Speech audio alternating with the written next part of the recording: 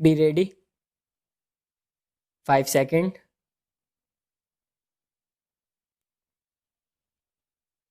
Start. Learned Counsel for the District Cooperative Banks, however, submitted that the Reserve Bank of India must assure that the entire amount offered by the district cooperative banks for exchange after due verification in the form of demonetized notes will be duly replaced by commensurate amount of legal tender notes contemporaneously. The learned Attorney General, on instructions, submitted that the policy of replacement of legal tender notes as applicable to public sector banks and other banks will be applied even in the case of district cooperative banks for exchange of demonetized currency with the legal tender currency. We accept the assurance given by the learned Attorney General in this behalf. The other broad point was about extending the time limit for exemption for use of demonetized currency notes of rupees 500 and 1000 at specified counters as per the relevant notifications issued in that behalf by the Reserve Bank of India. It was contended that the exemption period provided in the concerned notification is expiring.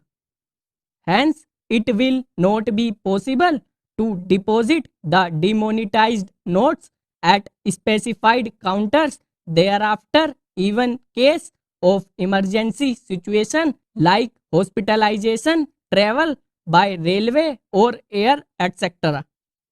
In our opinion, whether the exemption period should be extended or not must be best left to the judgment of the government of the day, with a hope that the government will be responsive and sensitive to the problems encountered by the common man. Accordingly, we decline to issue any interim direction to the government in the matter of extending the period of exemption and leave it open to the government to take appropriate decision in that behalf as may be advised. The other serious grievance made by the petitioners is about the denial of right to withdraw the prescribed amount of rupees 24,000 per week per account holder in spite of notification issued by the Reserve Bank of India permitting such withdrawal. It was submitted that if the government has issued such notification after due consideration, it is obliged to ensure that its commitment made under the said notification is implemented without any exception. The ground reality, however, contends learned counsel is that the banks are refusing to pay full amount of 24,000 per account holder per week on the ground of non-availability of enough volume of legal tender currency.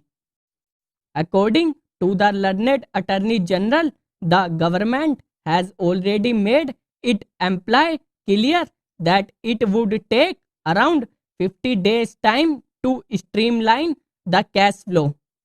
That period is still not exhausted.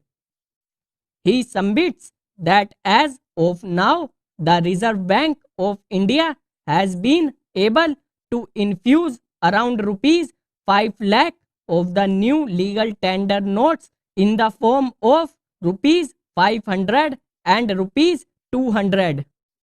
That is almost over 40% of the amount of demonetized notes already deposited with the banks. Further, the authorities are working to the best of their ability to diffuse the crisis of cash flow situation by printing new notes. It is further submitted that for the nature of decision taken by the government to unearth the black money or unaccounted money and to dry up the terror fund and defeat the attempt of circulation of large scale counterfeit currency, maintaining complete secrecy of such a decision was imperative. For that reason, new currency notes could not be printed well in advance. He submits that the old demonetized notes will be replaced by new legal tender notes in the form of rupees 500 and rupees 2000 progressively in right earnest.